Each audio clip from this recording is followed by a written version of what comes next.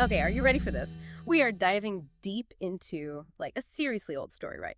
Jacob, Rachel, and the well. It's practically biblical. Get it? Because, well, it is. But seriously, we all know the basics, right? Love at first sight by the watering hole. Yeah, well, it's not quite that simple. We're only looking at the book of Genesis today, but you'd be surprised what you can unearth when you really, really take a closer look at something familiar. It's at those wells we're talking about. Looks can be deceiving. So picture this. Jacob, he's just shown up after who knows how long on the road, totally out of his element, yeah?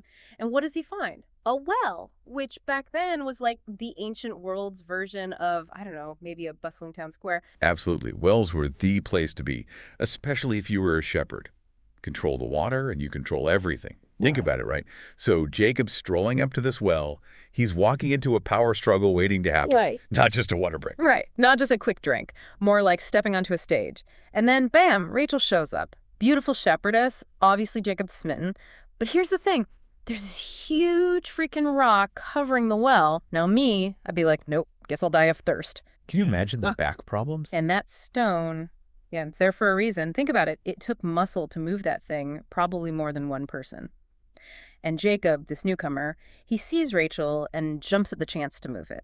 I mean, yeah, he's strong, wants to impress her, but he's also totally breaking all the social rules, making a statement. Not just Mr. Nice Guy then, this is strategic. And it works, at least getting her attention. But then, total curveball dude starts crying. Not exactly your average pickup artist move, is it? What's that all about? Oh, those tears. Yeah. There's a lot to unpack there. It's intense, right? Shows he's feeling something deeply, way more than just thirst. This is a life-changing moment seeing Rachel. He's all in from the get-go. Whoa. Okay, so we've got a grand entrance, a strongman act, and now waterworks. Talk about a first impression. So where does this emotional roller coaster go next? Because, it gets even wilder.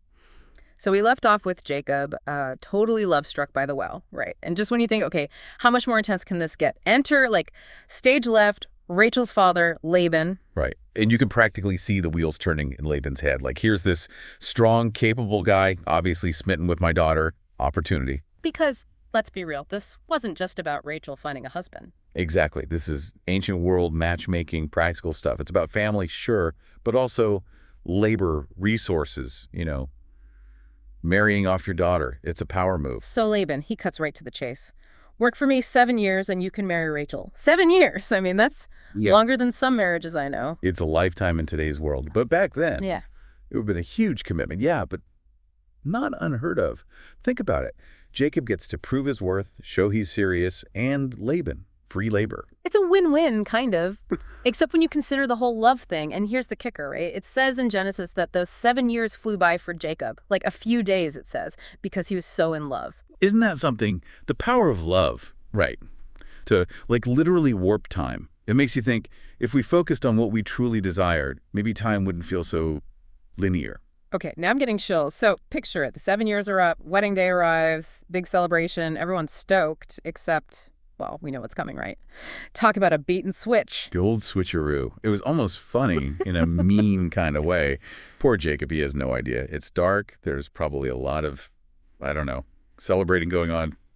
Easy to pull off. And Laban, he gets away with it, or at least he thinks he does. But what about that excuse he gives, saying it would be unthinkable to marry off the younger daughter before the older one? Was that really, a thing? Oh, 100%. Huge social faux pas back then. And that right there, that tells you everything you need to know about Laban. He is willing to twist tradition, bend the rules, whatever it takes to get what he wants. Didn't think those ancient marriage rules still applied, huh? But man, poor Jacob. Understandably, he is furious. But then, and this is where it gets really interesting, he agrees to marry Rachel too, after another 7 years of work. Polygamy, it wasn't ideal, but it was a known thing, What's fascinating here is how the story doesn't shy away from the messiness of it all, the heartache, the complications. It's real-life, ancient style. And talk about a recipe for some serious family drama, right? I mean, 2 wives, 14 years of labor on the line. You think that's it? Oh, no. We're just getting started. Because now we've got sibling rivalry, ancient fertility struggles, and the power of names all about to come into play. But first, So, yeah, we're talking about a family here with, let's say, a unique dynamic. And as if things weren't, complicated enough already, Leah starts having kids. But, and this is where it gets really interesting, it's the names, right? Each son's name. It's like she's telling us her whole story, her hopes, her fears, all wrapped up in those ancient birth announcements. It's true. Names, they weren't just labels back then. They were statements, prayers even. Like, think about Leah's firstborn, Reuben. The name itself means see a son. It's almost desperate, don't you think? Like, look, Jacob, I have a son. Notice me. You can just feel the weight of her emotions, right? That longing for his love, for validation. It's kind of heartbreaking when you think about it. These names are like little cries for attention, And it's not just Reuben, Simeon, Levi, Judah. Each one reveals something about what she's going through. And it just goes to show you, even thousands of years ago, these feelings are universal. The need for love, the pain of rivalry, the yearning for a child. It's all still so relatable. Totally. And then there's Rachel, right? Desperate for children, but unable to conceive. And in a society that places so much value on having children, especially sons, you can only imagine how painful that would have been for her. It's not that the story takes sides, but it really highlights the contrast between these two women, adding a whole other layer of complexity to the narrative. Right. It's a reminder that life isn't always fair, even in biblical times. It's messy. We started with what seemed like this simple encounter at a well, and look where we ended up.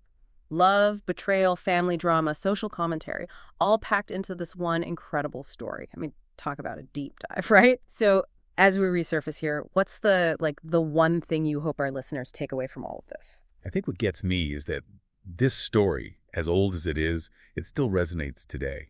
It reminds us that history, it's not just dates and names. It's people's lives, emotions, and struggles.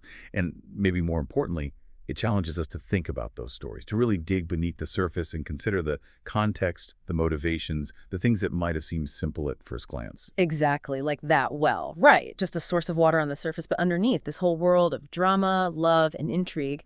So yeah, the next time you encounter any story, think about Jacob, Rachel, and that well. There's always more to uncover, always more to learn if we're just willing to dive in.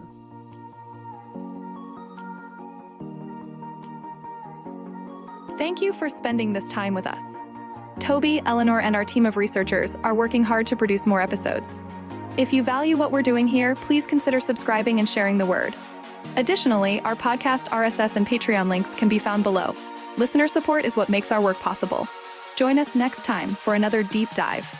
God bless.